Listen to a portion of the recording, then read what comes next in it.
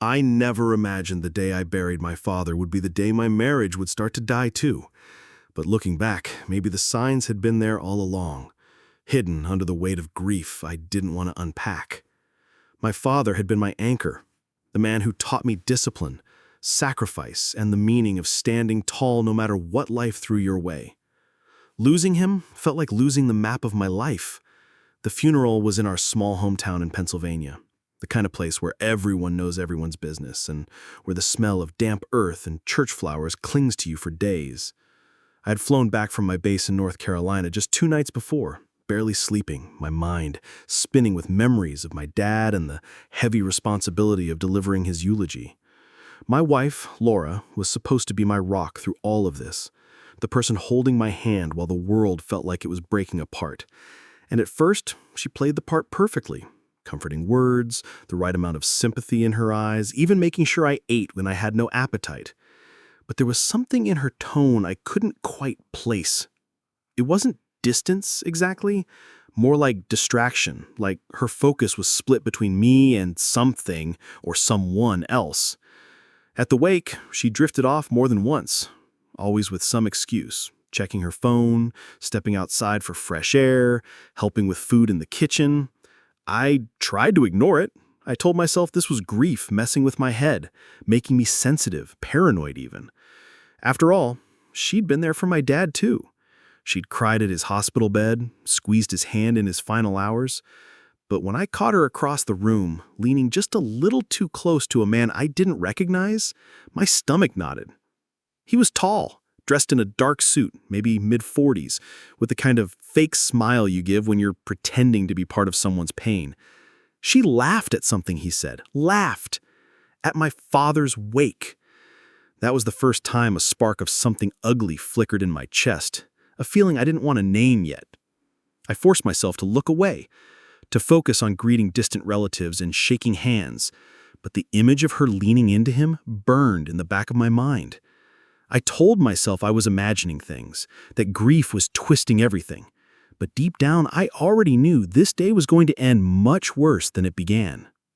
When the service ended, and most people had drifted toward the reception hall, I stayed behind a few minutes, helping the funeral director collect the framed photos of my dad, tucking them carefully into boxes like they were fragile glass. Laura had slipped out earlier, saying she needed to make sure the food was ready for everyone. I didn't think twice, at least not until I finally walked over to the old church basement where the reception was being held. The place smelled like coffee, ham sandwiches, and perfume from too many hugs. People milled around, talking in hushed voices, some laughing softly in that strange way people do when grief becomes too heavy to carry. But Laura wasn't at the buffet table or with my family. She wasn't pouring coffee or comforting my mom. She was gone. I asked my cousin if she'd seen her, and she just nodded toward the side hallway, where the coat room and bathrooms were. I headed that way, weaving past a group of neighbors. At first, I thought maybe she was just taking a moment alone. Grief hits people differently. But as I turned the corner, I froze. The hallway was dim, lit only by a single bulb above the bathroom doors. From one of them, the faint sound of movement, rustling clothes, a muffled laugh, then a voice. A man's voice. My blood ran cold.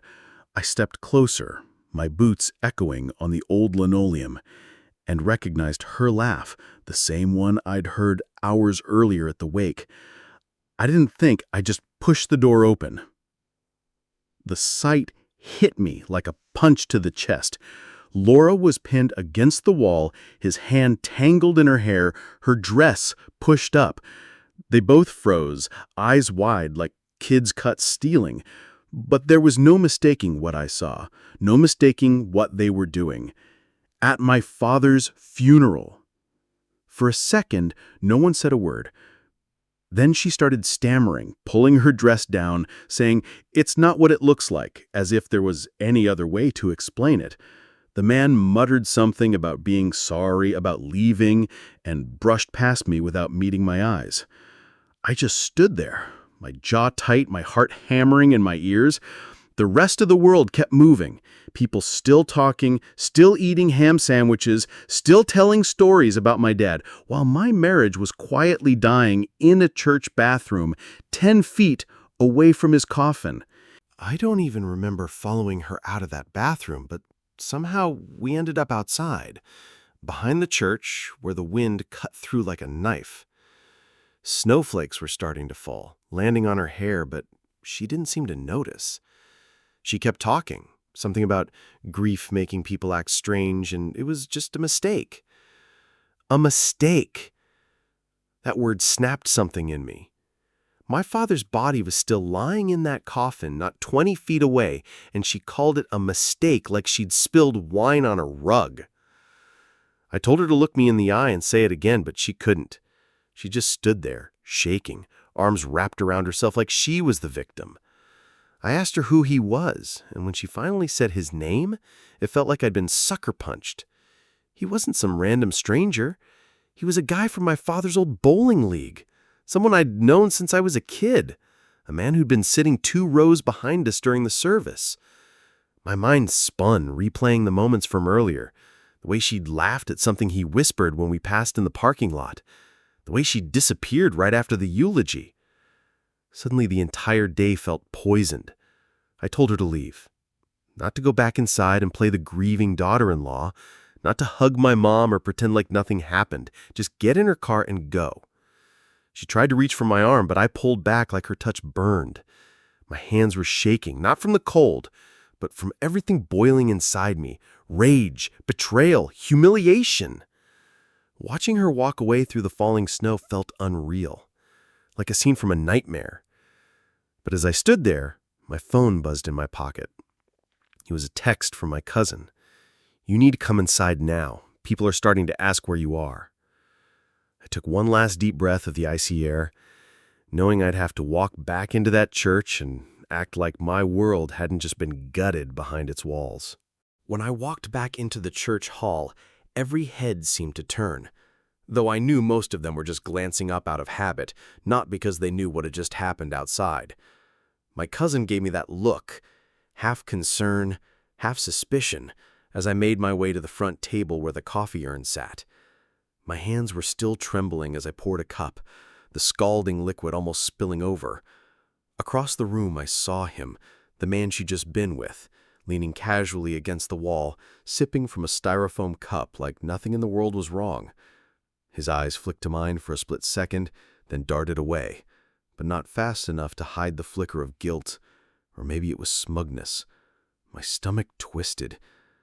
I could hear my aunt talking to my wife in a low, comforting tone, completely unaware she'd been comforting a viper. My wife's face was flushed, eyes slightly wet, and for a second she almost sold it. Almost looked like the grieving, supportive partner people thought she was. But I saw the crack in her mask when she noticed me watching her. She froze mid-sentence, her lips parting like she wanted to say something, but knew she couldn't. Not here, not now. A part of me wanted to walk over, grab a chair, and tell every single person in that hall exactly what had just happened in the middle of my father's funeral reception. I imagined the silence, the gasps, the way the old ladies from church would clutch their pearls. I imagined a look on her face when the truth dropped like a bomb in the room. But another part of me knew this wasn't the place, not because I wanted to spare her, but because my father deserved better than having his final day turned into a public circus.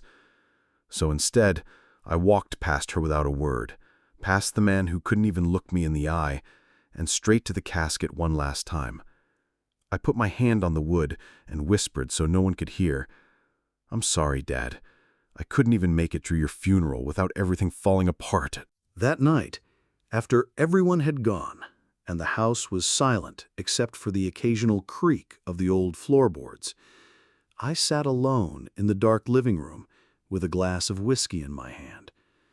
The faint smell of flowers from the funeral still clung to my clothes, mixing with the bitter scent of alcohol, and it made me sick.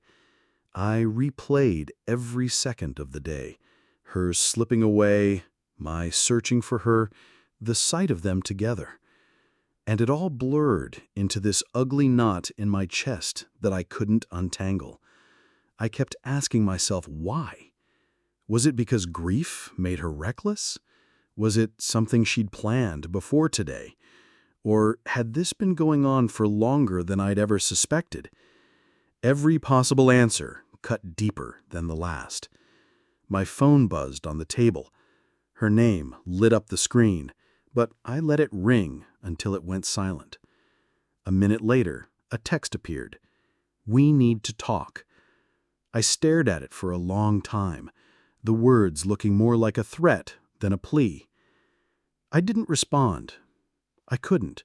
She was in the bedroom down the hall, probably lying there rehearsing her excuses, maybe even crying to make herself sound believable. But I didn't have the strength to hear them.